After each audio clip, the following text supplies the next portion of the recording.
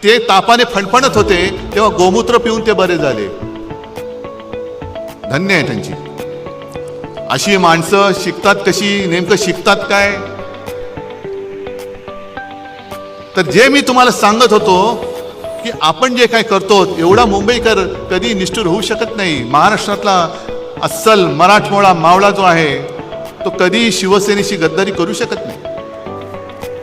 आज मला कल्पना आहे की जसे आज तुम्ही सगळे निष्ठावंत जमलायत, एक वेगळी अडचणीची जागा आहे. कारण दरवेळेला आपण शहरामध्ये घेतो, आज ठरवलं आपण उपनगरात घेऊ. येण्या जेवण्याची गैरसोय, त्याच्याबद्दल दिलगिरी व्यक्त करतो. कारण मी येताना सुद्धा खूप लोक चालत येत होते. किती वाजल्यापासून तुम्ही बसलायत, पण ही सगळी अडचणीची जागा असून सुद्धा सगळे निष्ठावंत इकडे आलेत. तुम्हाला खरंच मनापासून धन्यवाद देतोय.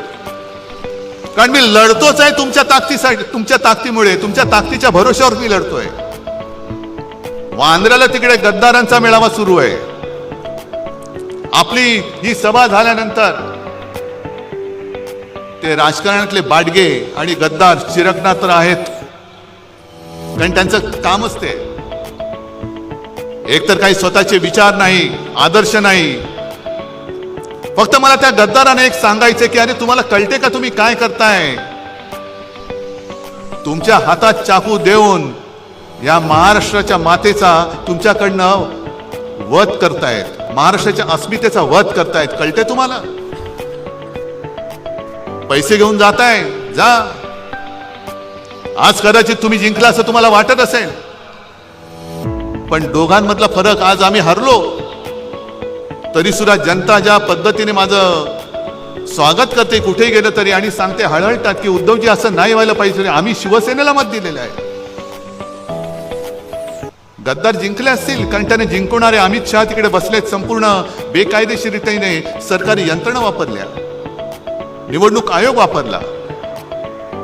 जोपर्यंत अमित शहा तिथे आहेत तोपर्यंतच तुमचं तिथे बसणं आहे. एकदा का महापालिका निवडणुका होऊ द्या, मग यांची काय विल्हेवाट लागते ते बघा. आणि आताही दिसायला लागले, म्हणजे ज्या पद्धतीने जी वागणूक 2.5 वर्ष यांना मिळत होती मुख्यमंत्री म्हणून, आता बसायचं तर बसा, नाही तर गावी निघून जा.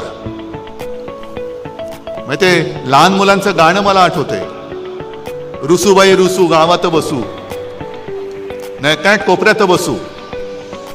तसं यांचं झालंय. पाहिजे ते मंत्रीपद देत नाही, रुसले, गेले गावी. डावसला नेलं नाही, गेले गावी. खुर्ची बाजूला ठेवली नाही, गेले गावी. रुसूबाई रुसू, गावात जाऊन बसू. पण आता डोळ्यातले आसू दिसायला लागलेत तुमच्या. आणि आम्हाला हिंदुत्व शिकवत आहेत. मी जे तुम्हाला सांगत होतो की ज्या पद्धतीने, एक गोष्ट नक्की आहे की लोकसभा निवडणुकीनंतर आपण नाही म्हटलं तरी एक थोडंसं भ्रमात राहिलो, हे सत्य मानलं पाहिजे आपण. आपल्याला असं वाटलं की अरे यांचं गाढव आता अडवलंय, आता विधानसभा जिंकलीच, आणि थोडं नाही म्हटलं तरी आपण गाफील राहिलो. आणि त्या गाफीलपणाचा गैरफायदा हा त्यांनी घेतला. पण त्या काळामध्ये त्यांनी जो काही नवीन घडामोडी पाहण्यासाठी आजच आम्ही मुंबईकर 24 तासला लाईक करा, सबस्क्राईब करा आणि अपडेट रहा.